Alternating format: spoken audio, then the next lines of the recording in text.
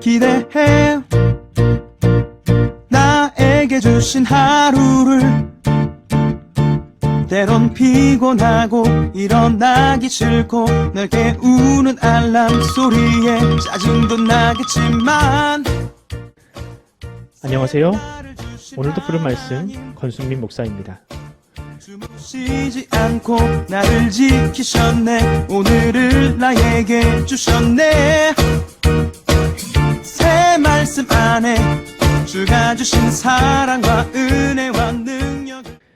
오늘 우리가 은혜 받을 하나님 말씀은 요한복음 12장 12절로 18절까지 말씀입니다.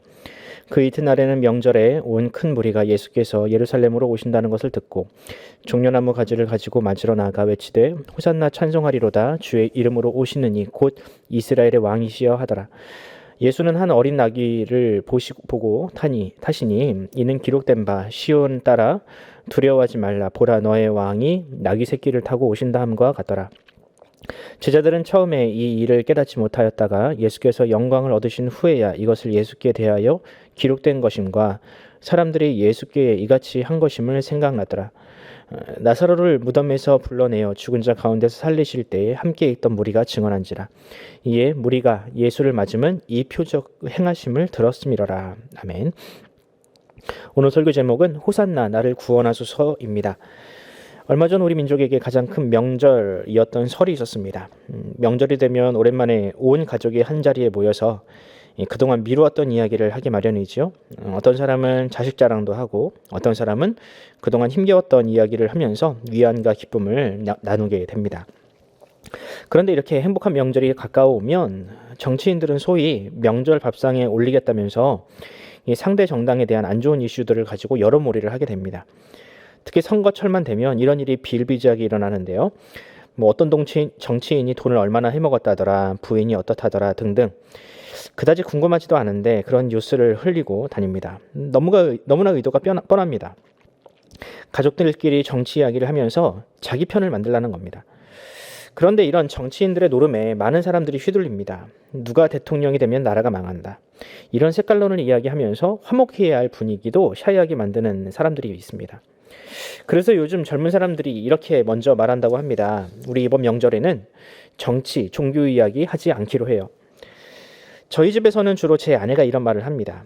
아무리 시아버지가 목사여도 종교 이야기를 하면 불편하거든요. 어른들이 목회하던 시절과 지금이 많이 다르기도 하고 그 당시의 방식이 반드시 지금도 옳은 것은 아니기 때문에 되도록 그런 이야기를 하지 말자고 합니다. 아마 명절에 일어나는 이런 해프닝들은 단지 우리나라만의 이야기가 아닐 것입니다. 동서고금을 막론하고 명절에는 큰 이슈들로 시끌시끌하기 마련입니다. 과거 예수께서 사역하시던 당시에도 마찬가지였습니다. 유대인의 명절은 크게 세 가지가 있는데 유월절, 초막절, 그리고 칠칠절입니다. 이 세 가지 명절은 대부분 이 농경 문화와 관련된 것인데 아이러니하게도 이 명절이 도입되던 시점은 이스라엘 백성들이 출애굽하던 바로 광야에서였습니다. 하나님은 광야에서 장차 이스라엘 백성들이 들어가게 될 그 가나안 땅을 보여주시면서 그곳에서는 이렇게 살아라. 그곳에서는 너희가 명절을 이렇게 보내라고 하셨습니다. 그리고 이것을 계기로 하여서 하나님을 기억하고 또 감사하면서 살라는 그런 뜻인 것이죠. 오늘 요한복음도 역시 마찬가지로 이 세 가지 명절 중 하나를 우리에게 배경으로 제시하는데요. 12절을 이렇게 시작합니다. 그 이튿날에는 명절에 온 큰 무리가 예수께서 예루살렘으로 오신다는 것을 듣고. 이 명절 어떤 명절일까요? 바로 유월절입니다. 유월절은 유대인의 명절 중에서 가장 큰 명절로서 전 세계 각지에 있던 유대인들이 저마다 제물로 드릴 어린 양을 가지고 예루살렘으로 오게 됩니다. 예수님도 이 명절을 지키시려고 지금 예루살렘으로 오시는 중입니다. 사람들은 그런 예수님을 기다렸습니다. 예수님도 유대인이라면 이 명절만큼은 절대로 그냥 넘기실 일이 없다고 생각한 것이죠. 그리고 이번 명절을 계기로 해서 예수님을 왕으로 추대하여 이 지긋지긋하던 이 로마의 지배를 벗어나야겠다라고 생각을 했습니다. 사람들은 이 예수님이 오신다는 소식을 듣고 저마다 종려나무 가지를 들고 예수님을 맞이했습니다.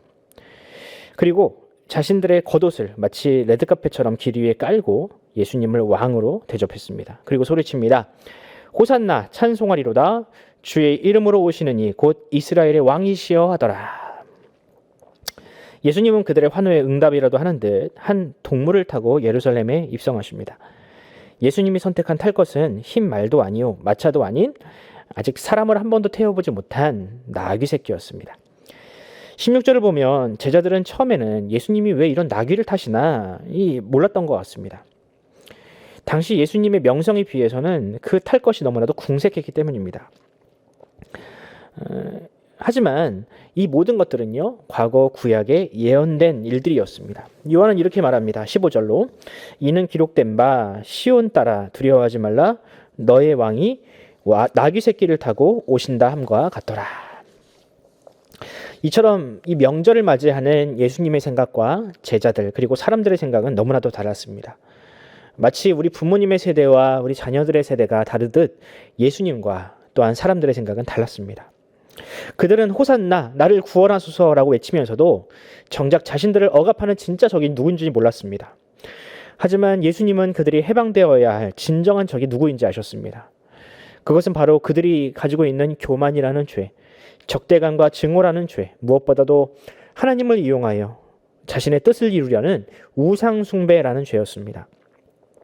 그래서 예수님은 그들의 호산나라는 외침과 기도는 들어주시되 그들이 원하는 방식이 아닌 다른 방식으로 응답하셨습니다.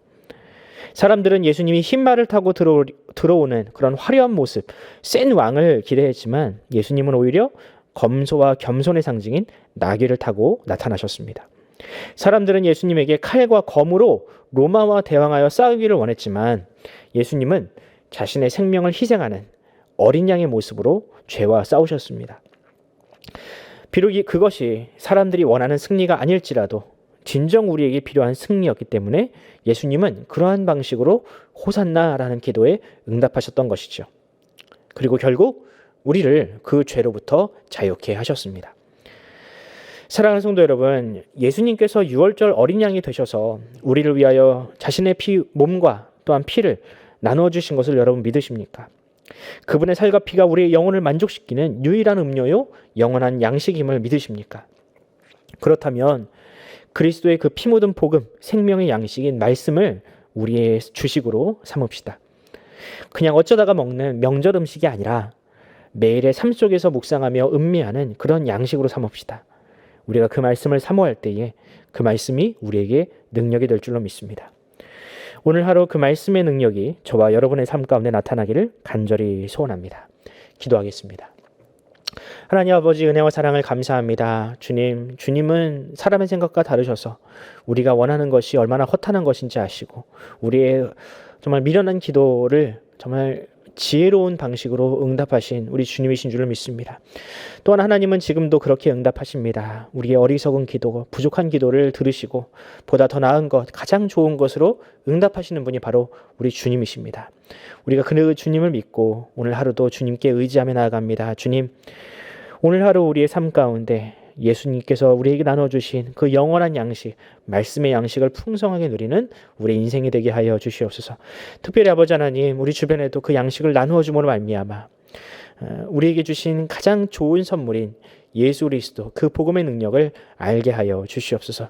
감사드리며 우리 구주 예수 그리스도의 이름으로 기도드립니다. 아멘.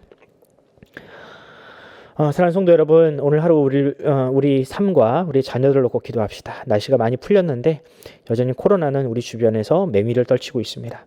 하루속히 이 모든 것들로부터 우리를 자유케 해달라고, 또한 하나님께서 주시는 평안의 복음, 또한 일상의 복을 우리에게 허락하여 달라고 오늘 하루 기도하면서 오늘 하루를 시작하도록 하겠습니다. 함께 기도합시다.